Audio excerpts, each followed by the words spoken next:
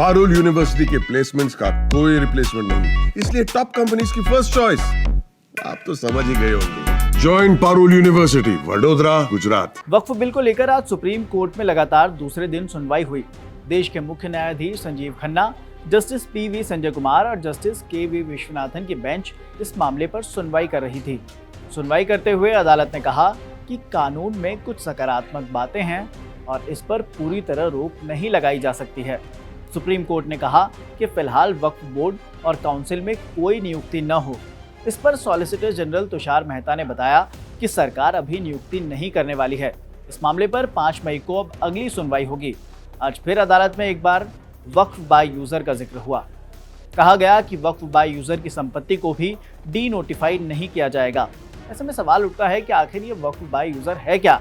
कहानी ये है कि बीते दिन 16 अप्रैल को अभिषेक मनु सिंघवी ने कोर्ट में दलील दी कि देश भर में 8 लाख वक्फ संपत्तियां हैं, जिनमें से आधी यानी कि 4 लाख से ज्यादा प्रॉपर्टी वक्फ बाय यूजर के तौर पर रजिस्टर हैं।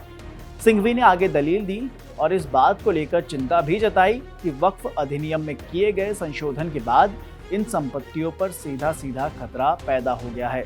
दरअसल वक्फ बाय यूजर एक परंपरा है जिसमें कोई संपत्ति लंबे समय तक इस्लामिक, धार्मिक या परोपकारिक उद्देश्य के लिए प्रयुक्त होने की वजह से वक्फ मानी जाती है, भले ही उसके पास लिखित दस्तावेज हो या रजिस्ट्री न हो।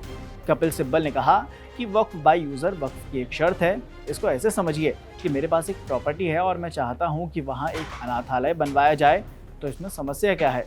मेरी ज़मीन है, मैं उस पर बनवाना चाहूँ, ऐसे में सरकार मुझे रजिस्टर्ड करने के लिए क्यों कहेगी?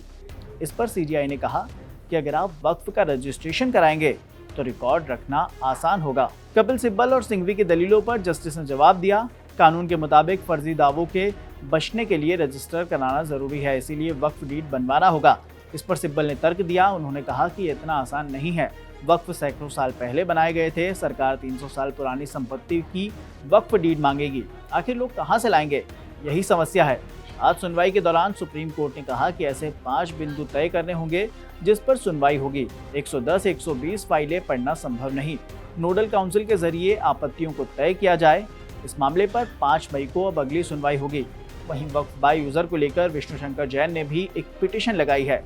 क्या है वो पिटीशन? सुनिए। कि वक्फ बाय यूजर के कंसेप्ट को स्टे किया जाए। अब आज अमेंडमेंट एक्ट आया है। इस अमेंडमेंट एक्ट से हम लोग नाखुश हैं क्योंकि हमारी उम्मीदें बहुत ज्यादा थी।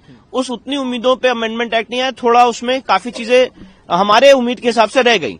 पर जो लीस्ट पार्लियामेंट ने काम किया है वो ये किया है कि वक्फ बाय यूजर, अगर वहां पे डिस्प्यूट है तो वक्फ बाय यूजर नहीं माना जाएगा। दूसरा पार्लियामेंट ने कहा है कि अगर कोई गवर्नमेंट प्रॉपर्टी वक्फ संपत्ति घोषित हो गई है तो उसको हम वापस लाएंगे। ये लीस्ट एक काम पार्लियामेंट ने इस अमेंडमेंट एक्ट में किया है। अब कल की हियरिंग में ऑनरेबल सुप्रीम कोर्ट ने कहा कि हम इसको थोड़ा इसमें इंटरिम ऑर्डर करना चाहते हैं और उसमें इंटरफियर करना चाहते हैं।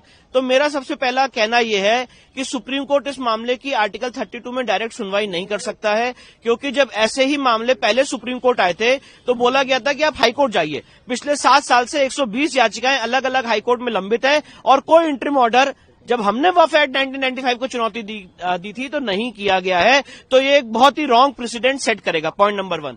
पॉइंट नंबर 2, मैं आपको बताना चाहता हूं कि अभी दिल्ली में एक यमुना की रिवर बेड पे एक शिव मंदिर था, उसको तोड़ा गया और ये बोला गया कि भगवान शिव को हमारे प्रोटेक्शन की जरूरत नहीं है। मामला सुप्रीम कोर्ट आया, सुप्रीम कोर्ट ने भी उस ऑर्डर को अपहोल्ड किया। तो मैं ये बात कहना चाहता हूं कि जब मंदिर बाय यूजर नहीं हो सकता है, चर्च बाय यूजर नहीं हो सकता है, गुरुद्वारा बाय यूजर नहीं हो सकता है, तो ये वक्फ बाय यूजर कैसे हो सकता है? और वक्फ बाय यूजर के कंसेप्ट को स्टे करना चाहिए और इस कंसेप्ट के आधार पे जितनी संपत्ति गलत ढंग से ली गई है उसको वापस लाने की कार्रवाई होनी चाहिए। इंटरिम ऑर्डर ये होना चाहिए। ये बात हम कोर्ट के सामने रखेंगे। तीसरी सबसे महत्वपूर्ण बात यह है कि वक्फ एक्ट 1995 विद 2025 अमेंडमेंट, ये क्लैरिफिकेशन आना चाहिए कि ये नॉन मुस्लिम्स पे लागू नहीं होता है। मैं इस बात का समर्थन करता हूं कि नॉन मुस्लिम मेंबर्स को वक्फ बोर्ड और वक्फ काउंसिल से हटा दिया जाए, पर साथ में यह भी आना चाहिए कि वक्फ एक्ट 1995 या उसमें की गई कोई भी कार्रवाई नॉन मुस्लिम्स के ऊपर लागू नहीं होती।